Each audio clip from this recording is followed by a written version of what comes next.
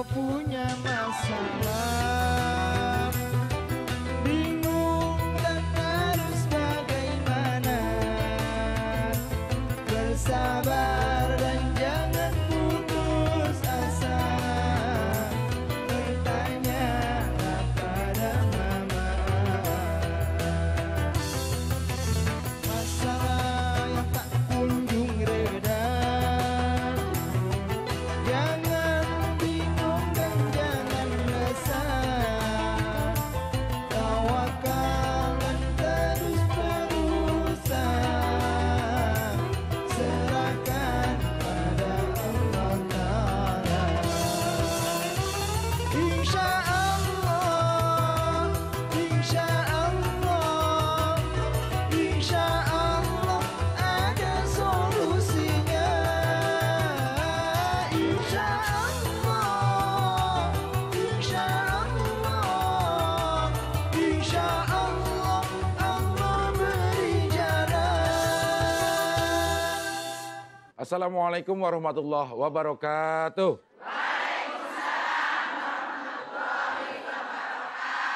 Alhamdulillah pemirsa Indosiar dimanapun Anda berada, ibu-ibu dan bapak-bapak yang hadir di studio. Pagi hari ini kembali kita ketemu lagi di sini tentunya di Mama dan Aa. Beraksi. Apa kabar ibu-ibu? Baik. Alhamdulillah sehat ya Bu ya.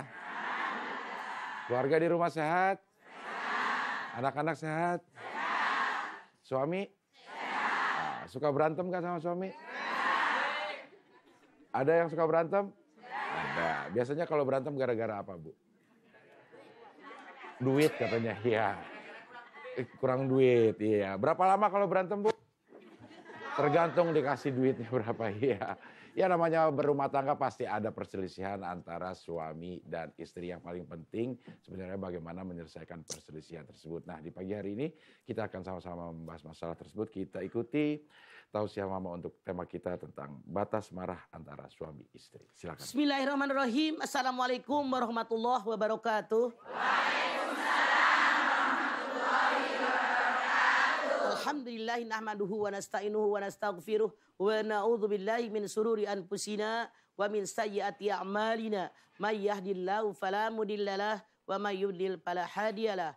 Asyhadu an la ilaha illallah wahdahu la syarikalah wa asyhadu anna Muhammadan abduhu wa rasuluh. Batas marah suami istri. Siapa yang suami istri pernah marah? Saya. Siapa yang suka marah? Saya. Siapa yang sering marah? Dia. Siapa yang marah melulu? No.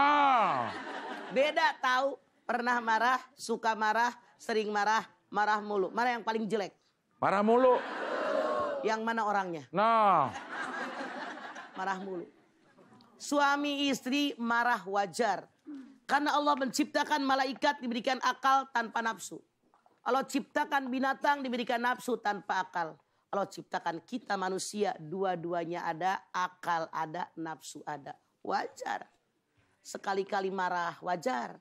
Berantem wajar. Bertengkar wajar. Kenapa? Peribahasa mengatakan tidak ada gading yang tidak wajar mana? Yang berlebihan. Apa sih sebetulnya pemicu daripada kemarahan yang nyaut gara-gara duit? Mana orangnya? No. Artinya Anda mata duitan. Ya. Gara-gara duit berantem. Banyak masalah kecil yang sebetulnya kalau dipikirkan dengan akal sehat tidak layak untuk marah jadi berantem. Kalau kita mau mempergunakan otak yang di atas. Cuma dasar setan banyak menggoda manusia. Kenapa? Innan nafsa la ammaratun bisu illa ma rahima rabbi. Surat Yusuf 53. Sesungguhnya nafsu selalu mengajak manusia berbuat jahat. Kecuali nafsu yang mendapatkan rahmat dari Allah. Jadi nafsu jahat itu didorong oleh setan. Kendalikan dengan apa? Dengan akal sehat. Masalah apapun kadang-kadang jadi ribut. Kalau kita suatu saat ribut suami dan istri itu wajar. Tapi tetap otak di atas, nafsu di bawah. Pakai otak kita. Caranya bagaimana? Sabar. Orang yang bersabar dengan masalah karena kita yakin, sadar semua orang punya masalah. Allah berfirman, ini yang paling abdel apal ayatnya. Innallaha ma'as sabirin. Apa artinya, Bu? Sesungguhnya Allah bersama dengan orang-orang yang bersabar. Mau nggak bersama dengan Allah di mana-mana? Sabar. Sabar itu ngomongnya gampang, prakteknya susah. Sabar itu nggak boleh habis. Ini mah kadang-kadang awalnya gue sabar ngadepin laki kayak gitu, lama-lama kagak sabar. Salah. Ya ayyuhalladzina amanu sabiru wasabiru warabitu wattaqullah. Innallaha wattaqullah. Bertakwalah kamu kepada Allah dan kamu menjadi orang-orang yang beruntung. Surat Ali Imran ayat 200. Sabar, sabar, sabar. Nggak boleh habis.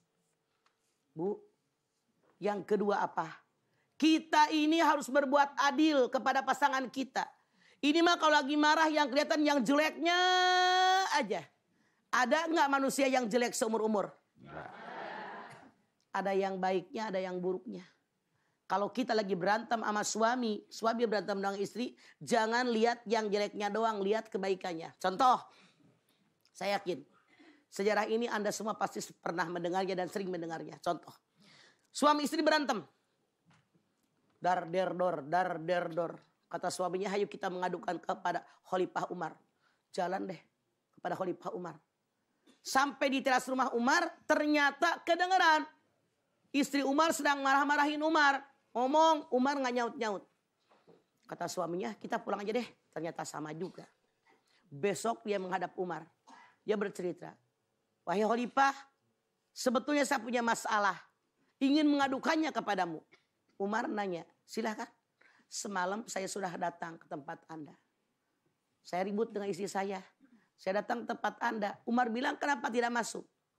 Saya sampai teras rumah Anda mendengar istri Anda lagi marahin Anda. Tapi kenapa Khalifah engkau tidak menjawabnya? Apa yang dikatakan Umar bin Khattab? Tidak mungkin saya melawan istri saya. Dialah yang berikan kebahagiaan buat saya. Karena dia ada ketentraman dalam keluarga. Dia yang memasakkan makanan buat saya dan anak-anak saya. Dia yang mengandung anak saya. Yang melahirkan anak saya. Yang menyusukan anak saya. Dialah yang memasak buat saya. Buat anak saya. Yang membereskan rumah saya. Yang bereskan pakaian-pakaian anak-anak saya. Dialah yang mendidik anak-anak saya. Tidak mungkin saya melawannya. Tuh. Harus adil. Ini kalau berantem sama laki. Emang nyebelin lu mah. Nggak pernah berbuat baik pisan. Dasar suami nggak tanggung jawab. Salah. Jangan nafsu yang dipakai tapi akal. Kalau ada masalah, maaf. Jangan merembet kemana-mana. Ini yang disebut mulut ember rombeng. Masalah A yang dibahas A. Jangan ngider kemana-mana. Di kita kenapa ribut suami istri. Kadang-kadang sampai berlama-lama. Gara-gara masalah kecil. Semua diomong. Harusnya dibatasi oleh kita. Kalau masalah A saja. Jangan meremet kemana-mana. Akhirnya jadi nggak karuan. Tuh. Harus berlaku adil. Jangan dilihat semuanya seolah-olah jelek. Salah. Tapi lihat kebaikannya di balik itu. Udah sabar. Udah berbuat adil. Apalagi jadilah seorang yang pemaaf. Bukankah Allah berfirman. Wal kaziminal ghaid.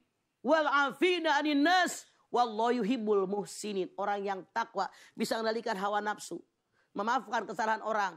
Lalu berbuat baik kepada orang yang sudah kita maafkan.